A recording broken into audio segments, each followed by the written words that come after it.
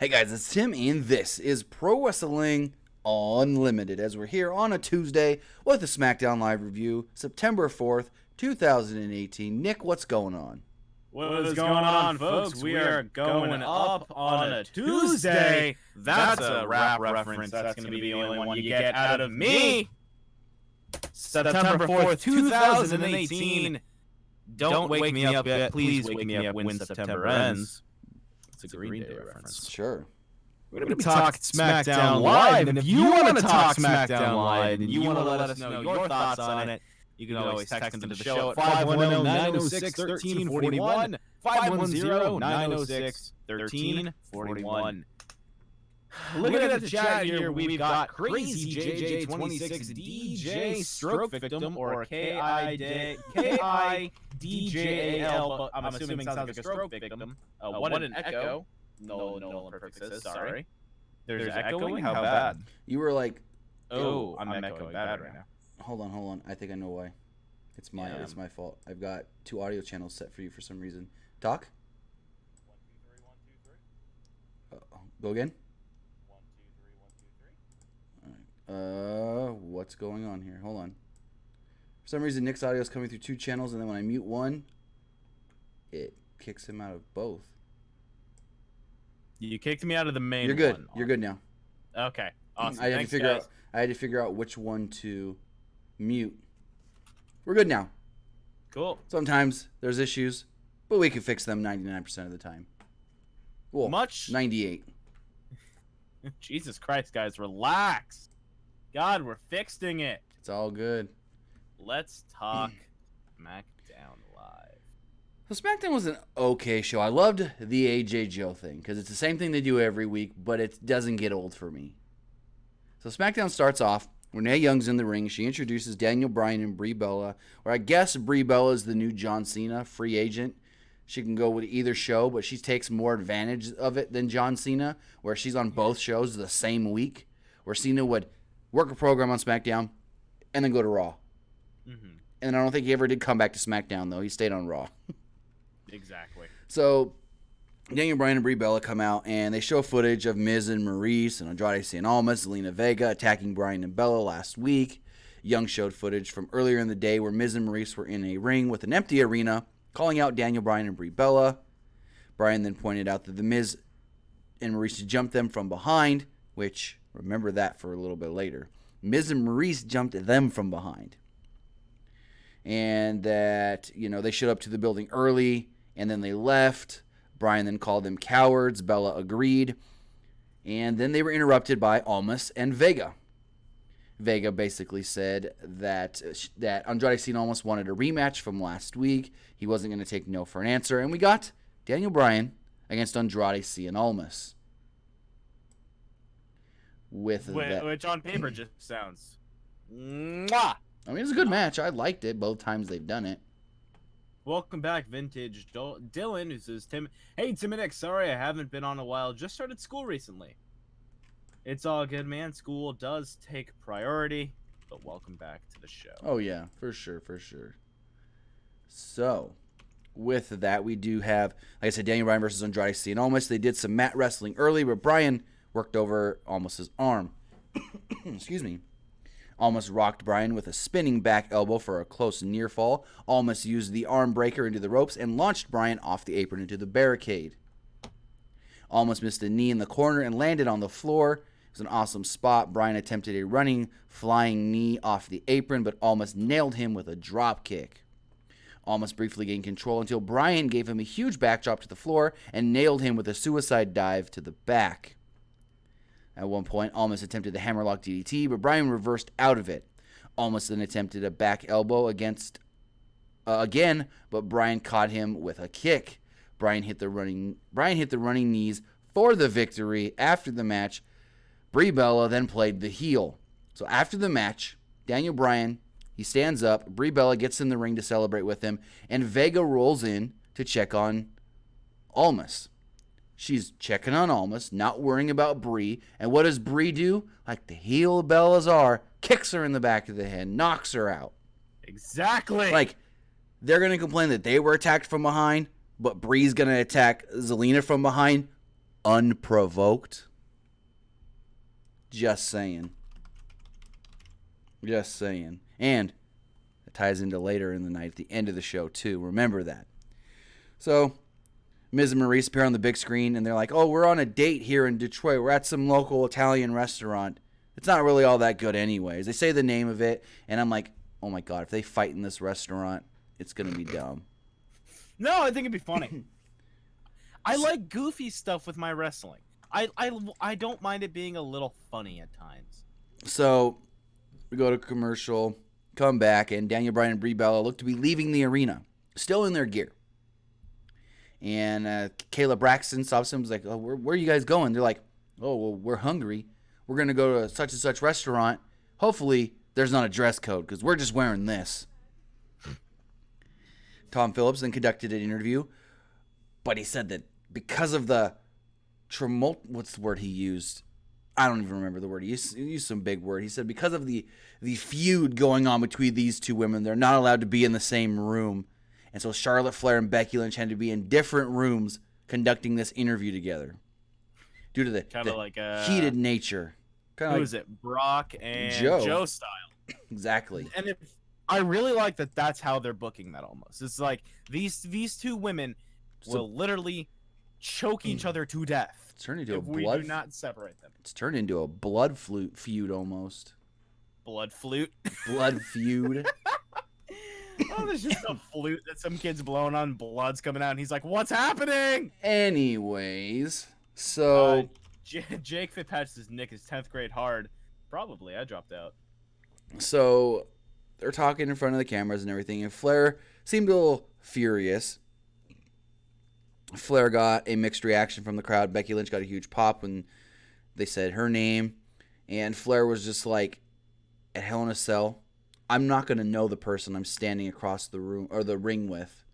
You ruined a 5-year friendship, all for the championship. When at SummerSlam, after that match, after we hugged, all you had to do was ask me for a championship opportunity, a match for the title. And Becky goes, hold up one second.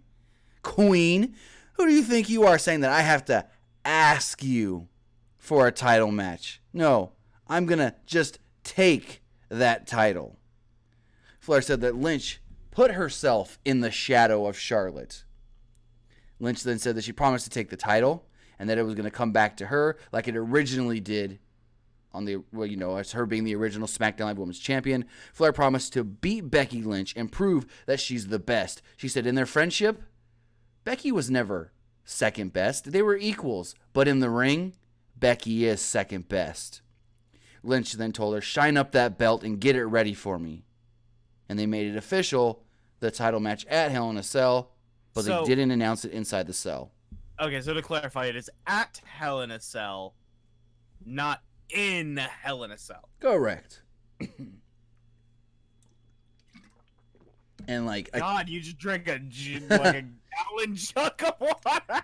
So sounds like you just fucking left the well. Oh, it sounds like you just left the well with a bucket of water. Oh, that was great. That made my night. Oh, goodness. Thank you. Thank you. Anyways. So so I really think with this dynamic here, the way Charlotte was like, in our friendship, you were equals to me. But in the ring, you're always going to be second best to me. That's a heel thing to say. Would you agree? Kind of, yeah. I think they finally Go? I was just going to say, I wouldn't mind if these... Am I still peeking, by the way? Oh, you're fine now. Okay. I wonder if they're just going as both of these women. There's no heel, there's no face. There's just two women that want to beat the crap out of each other. Have you seen Becky's new workout shirt? I boo the woo. Yep. For a second, I thought that was a reference to Zack Ryder. I mean, you could say For some reason, I was like, do her and Zack Ryder have some hidden beef? And I was like, oh, because Charlotte says woo. Yeah. So I don't know. You might be right. And, they're trying to just play it off as both women. Neither of them's a heel. Neither's, they're both baby faces or they're both just whatevers. And so someone from the 646 is Nick. Are you okay? No. So I mean, in the end, I could see them just making Charlotte the heel. But do you think Becky gets the title? Yeah. Yeah. Oh fuck yeah. So if she doesn't get the title, I'd be kind of shocked. Yeah. So Naomi comes out. She's supposed to face Peyton Royce before the match. Billie Kay and Peyton Royce mock Naomi. They say a bunch of things like, no me, not me, not me, no me, no. Oh, you mean Naomi. It was pretty wretched. It's like third grade humor. Oh, for sure. So match starts and Naomi rocks Peyton Royce with the forearm right at the bell. Royce slaps Naomi and then takes control. Finish came when Naomi hit Kay with a sliding drop kick and rolled her up for the victory after a sunset flip. After the match, Billie Kay runs in. And yeah, Billie Kay runs in and they start double teaming on Naomi before who would make the save? Kristen McNutt spoiled it with the $2. She said, guys, Asuka's back. Well, Asuka was never gone. She just wasn't used on TV. She's always backstage and working every house show. So Asuka comes down to make the save, and they did announce that in Australia, it will be Asuka and Naomi teaming up to take on the Iconics. And I think the Iconics are going to win since they're the hometown or the home country women. Yeah, I don't know. Why not? Yeah, sure, give them a win. Is this all canon? Does this all gonna matter? I don't know. I mean, at least I think Saudi Arabia wasn't really canon. Triple H and Undertaker has to matter. Because that could lead to something bigger. Yeah. I really don't want it to happen. Everyone's still confused on that from last night. Anyways, that's Raw. Yeah. So video package played, recapping the feud between Randy Orton and Jeff Hardy. It revolved around all of Hardy's craziest spots. Hardy is going to step into Hell in a Cell for the first time. Orton, this is not his first time. Backstage, Paige is on her phone. Miz and Maurice, who were supposed to be having dinner, show up. They're talking to Paige, and they were like, yeah, we decided to come back because the restaurant here is just abysmal. They wanted to meet with Daniel Bryan and Brie Bella face-to-face. And Paige kind of giggles and goes, well, they left to go see you at the restaurant. And they were just both like, oh, God damn it. And they didn't really say that, but that's basically the impression they gave. And so like, right. Oh, well, if they're not here, we're going to leave. And Paige is like, well, no, Miz, you're going to have a match tonight. And he's like, excuse me? And she was like, and if you try to leave, don't you ever come back to my show. Ooh. He was just like, a little bit of a story. He was like, oh. So backstage, you see R-Truth. He's calling for Carmella because there's two different things. Carmella's his teammate for the Mixed Match Challenge, but he knows that if he can defeat Carmella, he can get a championship opportunity.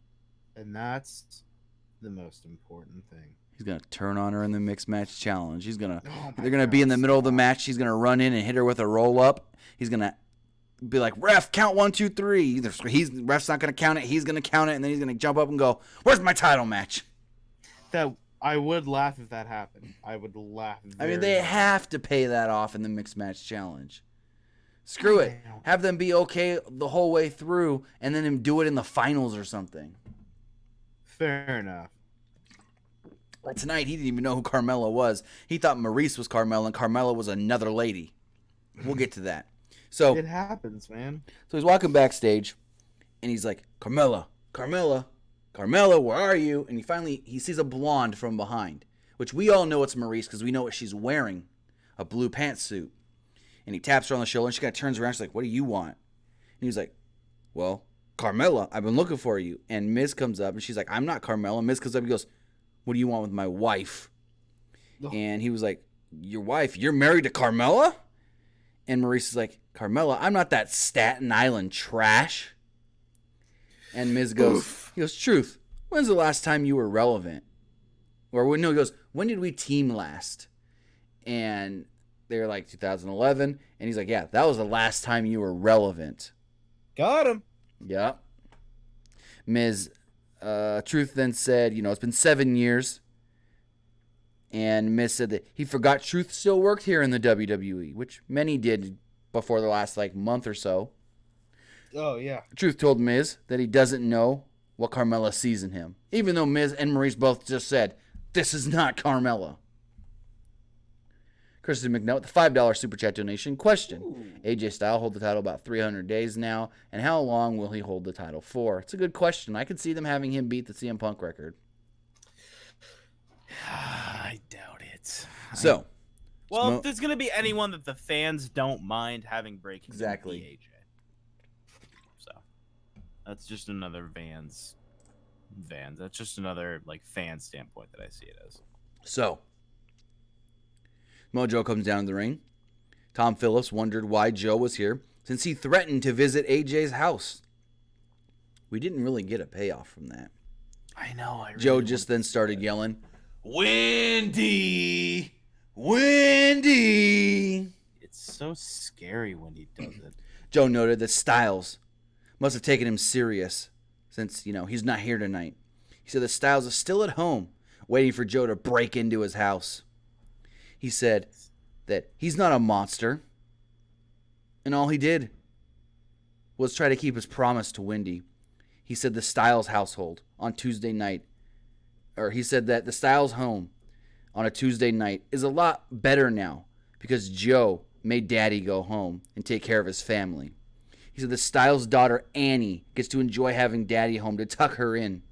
He said a very bad man is coming to beat her father for the title and is going to put him to sleep.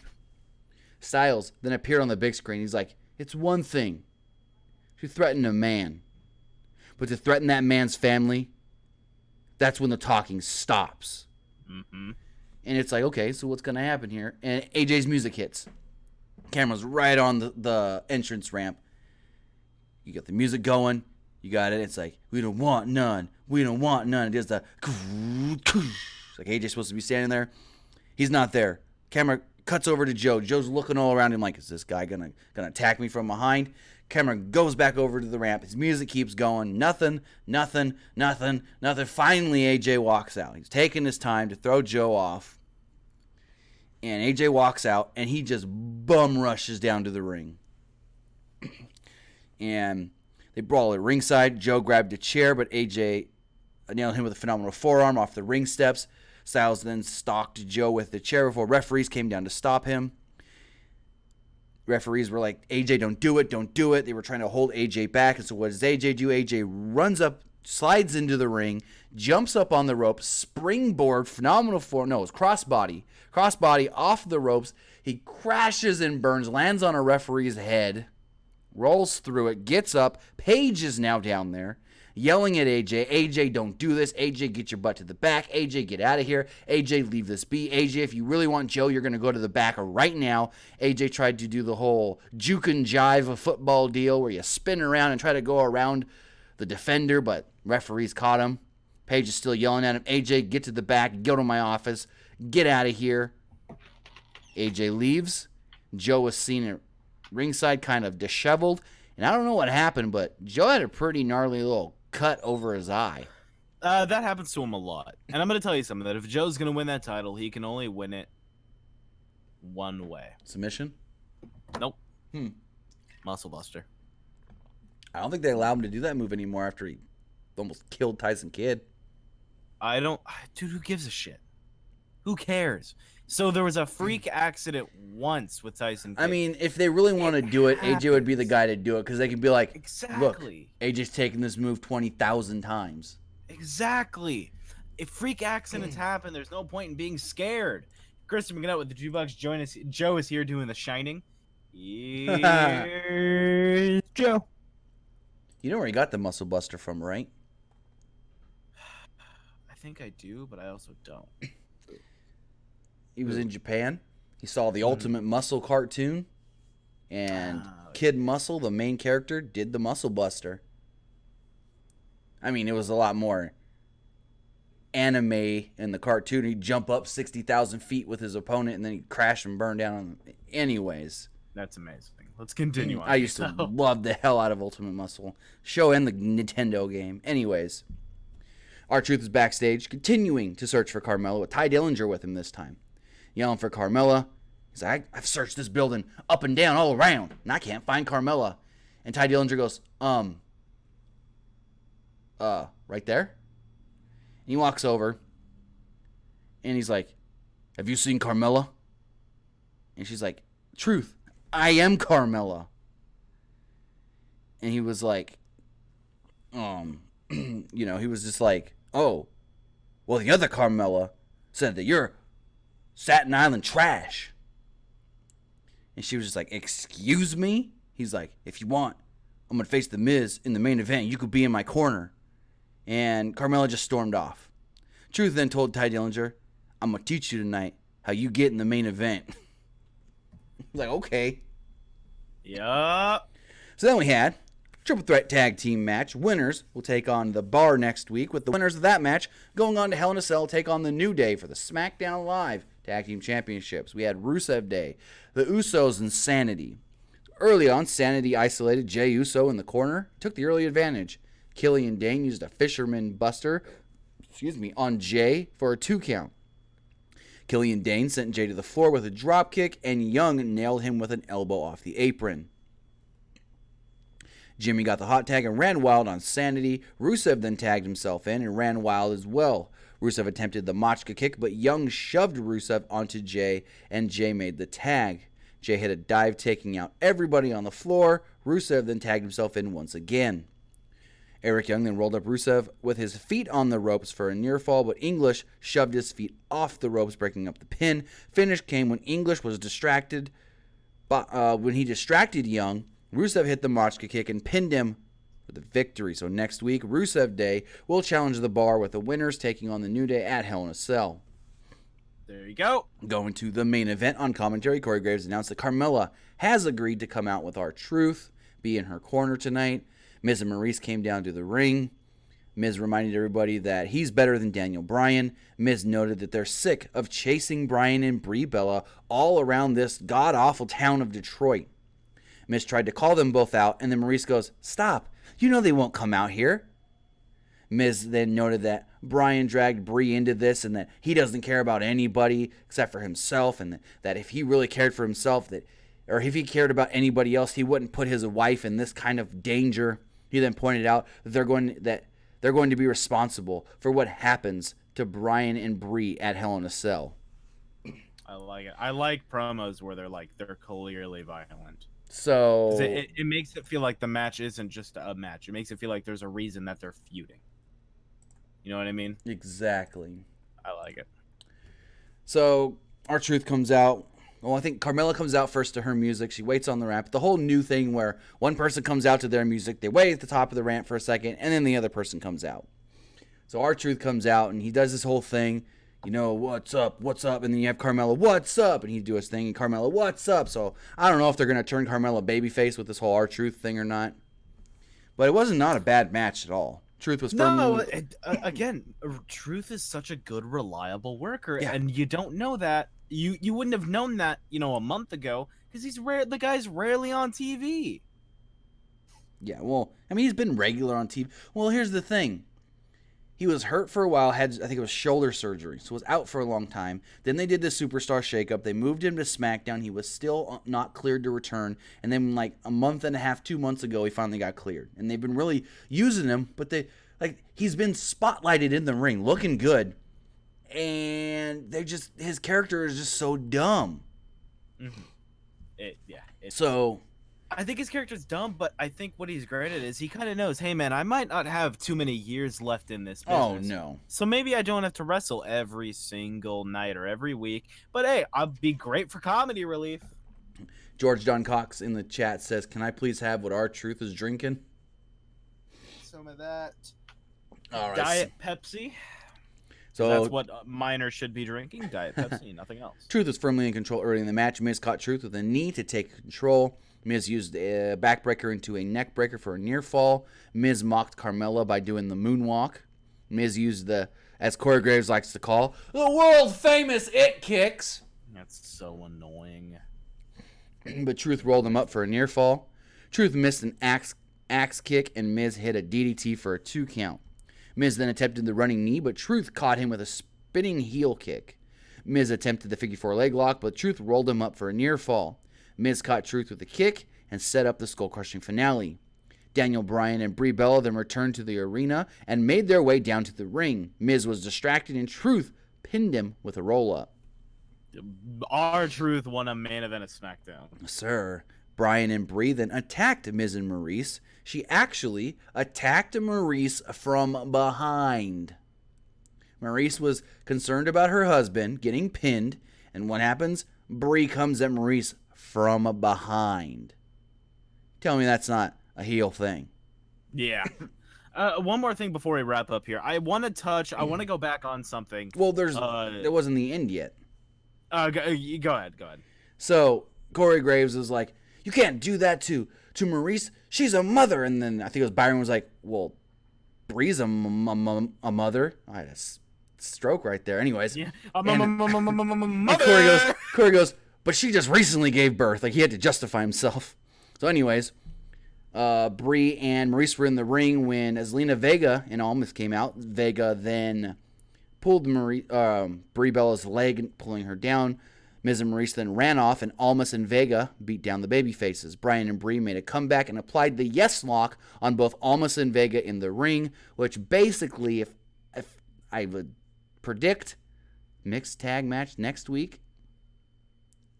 Almas and Vega versus... I thought we were going to get it this week, because the whole time, usually when Vega comes out just to be like in the corner and maybe do one little spot, she's wearing her regular street clothes. But all night, every time we saw her, both times, she was in her ring attire. So I assumed we would get the mixed tag team match tonight, but they set it up perfectly for next week. So I really didn't like the double knee spot. Which one? The Daniel Bryan one? No, the Brie. Oh, yeah. Because I don't think Zelina sold that. I think she legitimately got hurt on that.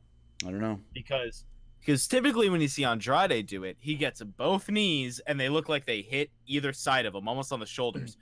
This one was one knee going to her face. Oh, yeah, where her head snapped back, laying on the bottom rope. Yeah, I'm genuinely worried about that shot. But... well, I mean, as we saw on Monday, it's not Brie mode, it's botch mode. Yeah, no, seriously. Ladies and gentlemen, thank you for tuning in to this edition of the Smackdown Live Recap for September 4th, 2018. I have been Nick. You can follow me on Twitter at PWU_Armstrong. Follow us on Twitter at PWUnlimited. Facebook, facebook.com/Pro Wrestling ULTD, right there in that corner area. And right here on YouTube, be sure to check out our good friends Jimmy and Sean and all the other fine people over at Fightful at Fightful Online or Fightful.com. Tim, where can they find you? You can find me on Twitch and Twitter at TimmyBuddy, and I should be on Twitch a lot this weekend because Spider-Man comes out on Friday, and that game is getting amazing reviews. I can't wait. Oh, yeah, that game has been getting great reviews. I'm so hyped. Anyway, guys, thank you so much for tuning in. I hope you all have great days. And I will see you guys tomorrow for the Wednesday show. Have a good night. See you, folks.